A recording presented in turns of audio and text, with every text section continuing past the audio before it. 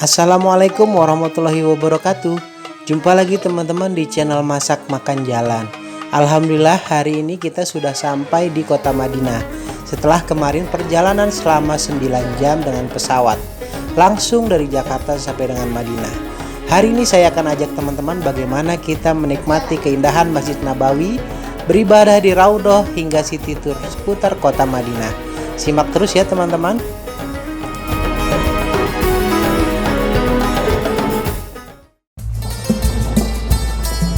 Kota Madinah Al-Munawwaroh adalah kota yang diberkahi 2 kali lipat daripada kota Mekah, sebagaimana sabda Rasulullah SAW dalam hadis riwayat Bukhari. Ya Allah, berikan keberkahan untuk kota Madinah 2 kali lipat keberkahan yang Engkau berikan untuk kota Mekah. Dahulu itu tuh sebelah sana tuh, kanan. Nah itu Masjid Kiblaten. Jadi Rasulullah, sebagaimana kita ketahui bahwasanya kota Madinah ini berada di tengah. Kota Mekah itu berada di arah selatan, Masjidil Aqsa itu berada di arah utara. Jadi dahulu pertama kali. Dalam hadis riwayat Bukhari lainnya juga disebutkan bahwa Rasulullah SAW bersabda, sungguhnya Ibrahim menjadikan Mekah tanah suci dan aku menjadikan Madinah tanah suci di antara tepinya. Tidak boleh ditebang kayu berdurinya dan tidak boleh diburu binatang buruannya.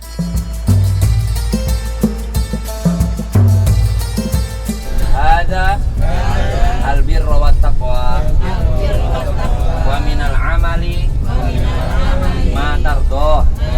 Allahumma hawwin alaina safarana ada watwi anna bu'dahu. Allahumma anta sahibu fi safari.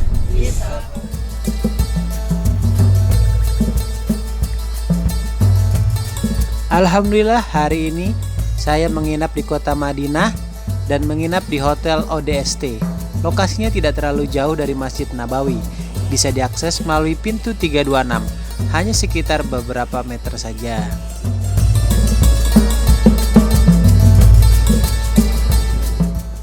Dan inilah kamar tempat kami menginap selama kami di Madinah. Fasilitasnya cukup lengkap, terdapat bathtub, air panas dan dingin, dan juga beralaskan karpet. Ruangannya memang tidak terlalu luas, tapi alhamdulillah sangat nyaman.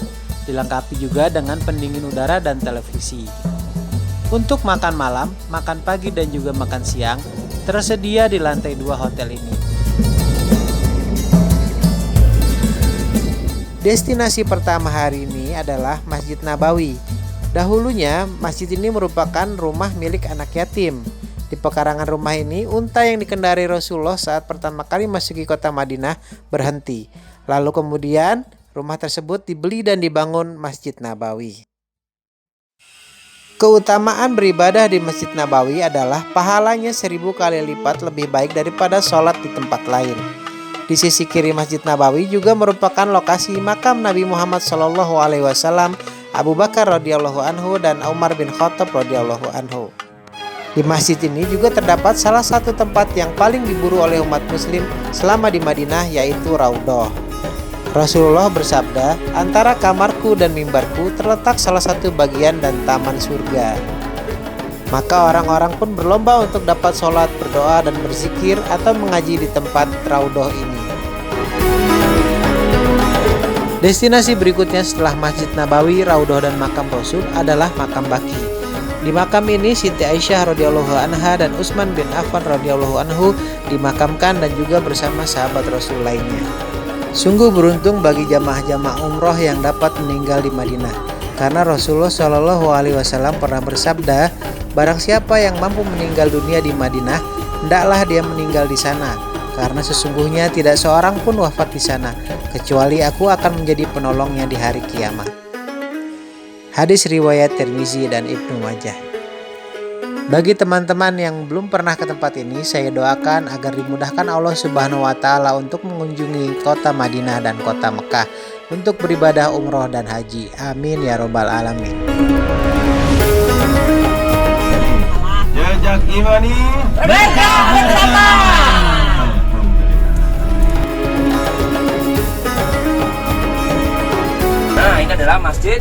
Kuba, di mana sholat di dalamnya dengan syarat bersuci di rumahnya, pahalanya seperti pahala umroh. Dan orang-orang yang tinggal di sini itu rijalun, dahulu ketika Rasulullah itu yuhibbun an yatahharu, sangat menyukai bersih-bersih. Baiklah teman-teman, destinasi kita selanjutnya adalah Masjid Kuba.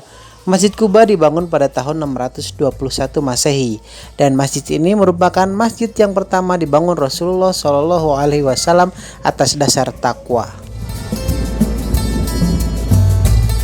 Masjid Kuba juga memiliki keutamaan yang luar biasa teman-teman.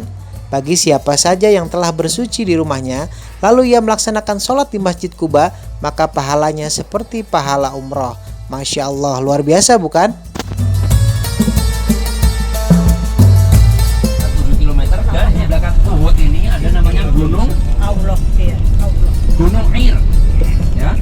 Di belakang Gunung Uhud ini terdapat namanya Gunung Ir. Cuma nggak kelihatan kalau kita kesana muter kayaknya. Dan itu merupakan batas dari kota Madinah. Gunung Ir kan dulu saya pernah sampaikan pertama kali kedatangan Al-Madinah tuh Haramun. Madinah ini adalah kota suci. Ma baina labataiha. Labataiha itu adalah dua batu vulkanik. Ma baina labataiha wa ma bainal 'ain wa saw.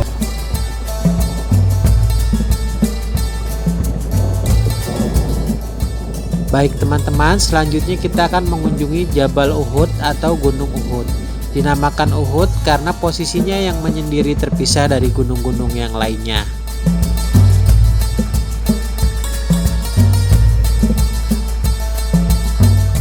Persis di sebelah selatan Gunung Uhud terdapat bukit kecil yang dinamakan Jabal Ainain atau Jabal Ar-Rumah, yaitu artinya bukit pemanah. Di bukit inilah pada saat perang Uhud terjadi, para pemanah ditempatkan Rasulullah, yang kemudian mereka turun sebelum ada perintah dari Rasulullah dan mengakibatkan kekalahan besar di kalangan kaum muslim pada saat itu. Salah satu syuhada yang wafat pada saat perang Uhud adalah paman Rasulullah, yaitu Hamzah. Hamzah bin Abdul Muthalib dikenal sebagai Asdullah atau singa Allah. Kepiawaiannya dalam berperang sungguh sangat luar biasa. Namun akhirnya ia harus syahid di tangan Wahsy dari Habasyah. Dan Hamzah bin Abdul Muthalib dimakamkan di makam syuhada Uhud. Di makam syuhada Uhud ini terdapat juga para syuhada-syuhada yang lain, termasuk salah satunya adalah Mus'ab bin Umair. Maka terbebaslah dari sihir dan racun. Kemudian oleh karena itu terkenalah kurma ajwa sebagai kurma Nabi. Jadi sejarahnya seperti itu. Jadi kurma ini produksi terbanyak tapi tidak mau dimakan sama orang. Jadi produksinya Madinah itu ya kurma ajwa Madinah. Nah, yang lebih tepatnya lagi di daerah namanya Awali, itulah kurma Rasul yang katanya di daerah Awali, yang ditanam dari daerah Awali. Makanya kurma ajwa, kurma Nabi. Oleh karena itu akhirnya banyaklah orang-orang menyukai kurma ajwa.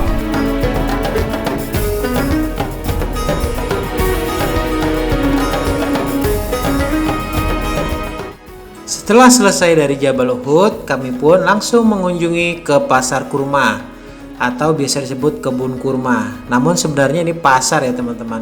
Dan di sini banyak sekali jenis kurma yang dijual, mulai dari kurma sukari sampai dengan kurma ajwa Nabi. Nah, kurma ajwa Nabi ini menjadi yang paling favorit. Tapi memang harga di pasar kurma ini sedikit lebih mahal dibanding harga di sekitaran hotel. Namun pengunjung boleh bebas memakan kurma secara gratis di sini.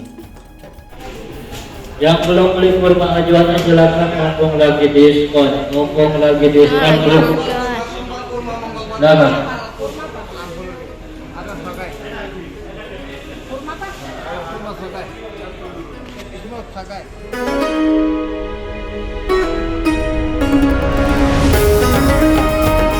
Terdapat juga penjual-penjual lain seperti penjual jus delima yang saya beli ini. Wah, rasanya sangat segar sekali teman-teman. Silahkan mencoba jika teman-teman pergi ke sini. Harga jus delima di sini lumayan ya teman-teman, sekitar 10 rial atau 40.000 rupiah.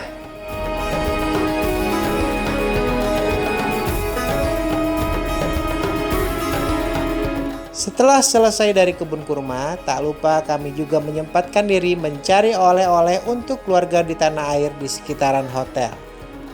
Banyak toko-toko yang menjajakan souvenir dan berbagai macam oleh-oleh khas Arab. Dan penjualnya di sini rata-rata bisa berbahasa Indonesia.